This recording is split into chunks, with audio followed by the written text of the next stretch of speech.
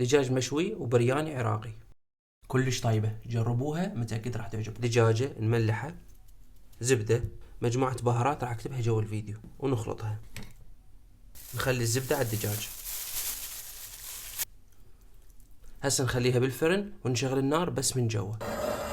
زيت، شعرية، نحمصها، نبقى نحرك بيها لما تتحمص عندنا تصير عندنا بهذا الشكل. هسه نخلي التمن نقلبه شوية. هسه نخلي المي، ملح، كركم، بس راح اخلي بديله زعفراناني.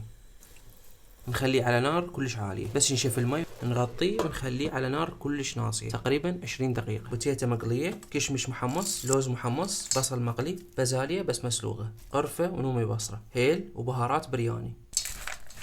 تقريبا استوى عندنا التمن. نخلي الحشوة فوقها ونغطيها فد 5 دقائق 7 دقائق. بعد ما استوى التمن بشكل كامل نخلطها. وهاي الدجاجة استوت.